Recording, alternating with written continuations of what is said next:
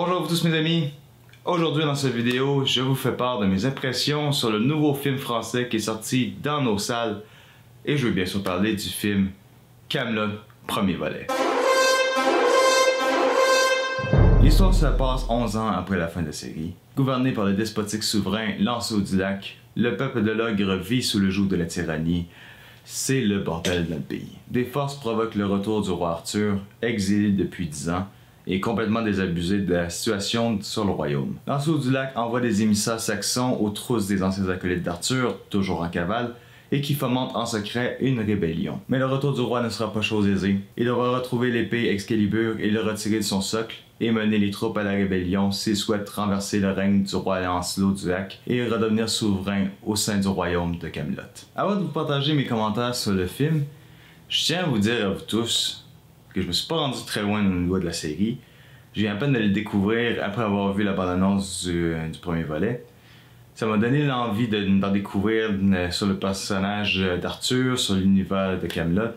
Vouloir écouter la série dans son intégralité, malheureusement c'était une chose qui pour moi était impossible à faire, à accomplir avant la sortie du film. Mais ça m'a donné quand même une base pour commencer.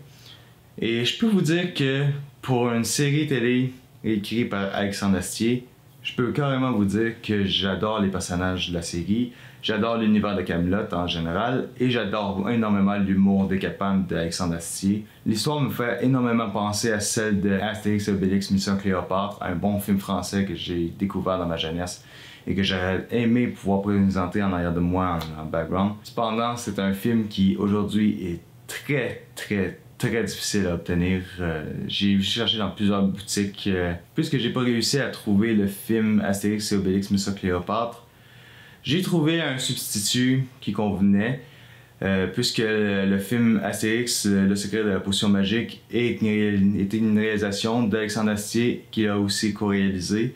Je trouvais que c'était à propos pour la critique de film. Ce que j'ai aimé du film, c'est le retour bien sûr des personnages principaux. Ça fait 10 ans que les fans attendent avec impatience le retour de leurs personnages préférés. On a envie de découvrir ce qui sont devenus les personnages et je suis aucunement déçu de ce que je vois. Chacun des comédiens reprennent leur rôle respectif. C'est comme si on les avait jamais vraiment laissés. Et ça paraît que Alexandre Astier avait énormément de plaisir à redécouvrir ses personnages et à les esquisser davantage. On voit le retour d'Arthur, on voit le retour de Guenièvre, de Perceval, de Caradoc, de Lancelot du Lac, de Léo de Cadan. Tous ces nombreux personnages qu'on a découverts au cours de la série reviennent.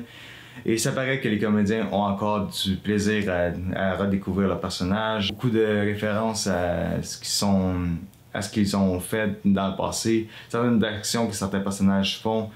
On voit dans le film ce que c'est exactement.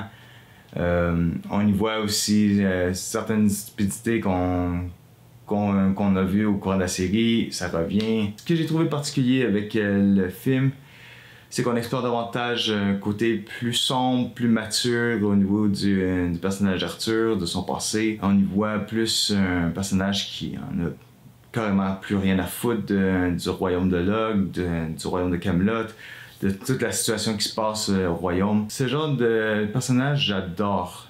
J'adore parce que c'est tout ce que le personnage a vécu au cours de son existence, tout ce qui est négatif. Je trouve que ça humanise encore plus ce personnage et ça le rend encore plus attachant.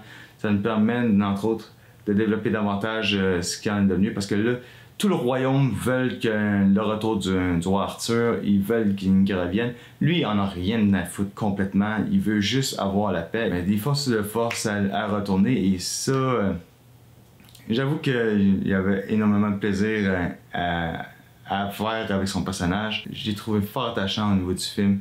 Et le personnage de Lancelot du Lac est vraiment bien réalisé.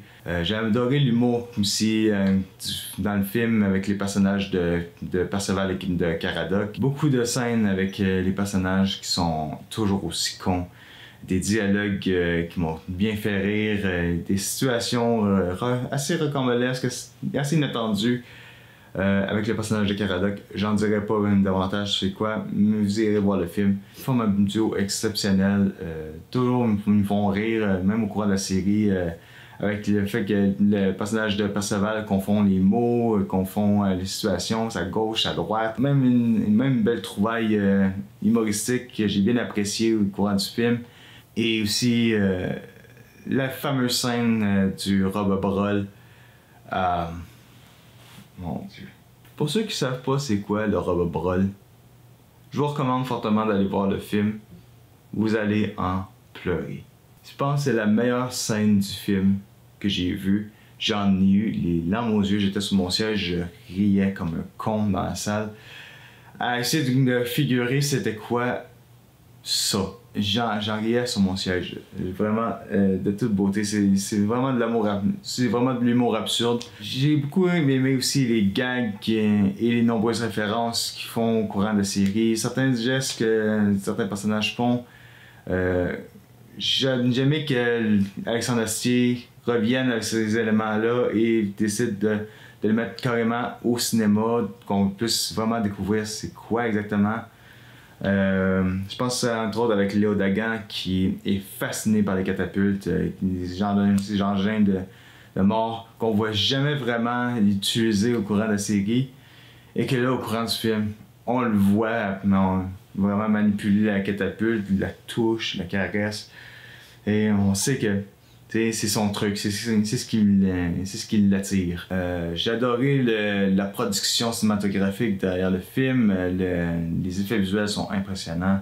On y voit encore plus grand des décors de Kaamelott. Ça paraît qu'Alexandre Astier a eu énormément plus de budget pour aller explorer davantage l'univers de Kaamelott, découvrir son monde. Je crois qu'il a été filmé dans des lieux historiques parce que si c'est le cas, vraiment, chapeau.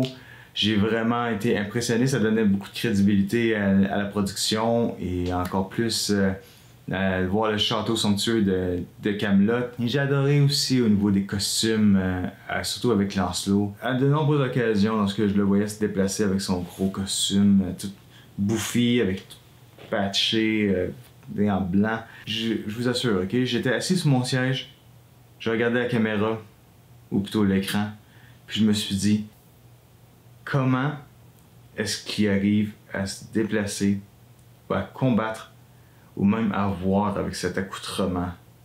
C'est ridicule.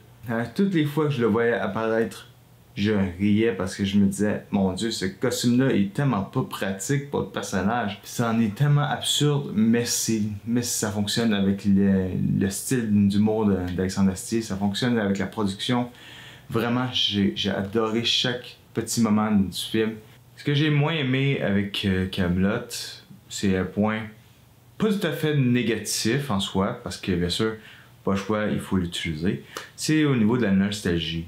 Tout comme pour Star Wars The Force Awakens, la série de Star Wars avait besoin de réutiliser certains moments de la franchise, savoir ce qui est arrivé avec certains personnages pour répondre aux exigences des spectateurs. Essayer de répondre à leurs questions, savoir ce qu'ils en sont devenus, etc. C'est un peu le même principe pour Kaamelott. Ici, on réexplore les personnages, on veut savoir ce qu'ils en sont devenus, ce qui est arrivé exactement. Et ça, c'est tout à fait noble, c'est normal. Là où est un peu le souci, c'est lorsque ça devient prévisible au niveau des personnages. On s'attend à ce qu'un personnage agisse de certaine façon parce que c'est comme ça qu'il était dans la série et pas autrement. Mais j'aurais aimé apporter un certain twist à certains personnages. Pas l'ensemble, mais certains d'entre eux. J'ai adoré un moment en particulier, surtout avec Perceval. Perceval fait quelque chose que je ne m'attendais vraiment pas. Il dit quelque chose au personnage que je m'attendais pas à ce qu'il ait dit quelque chose quand même bien pour la situation. C'est un twist intéressant. Je vous dirais pas c'est quoi.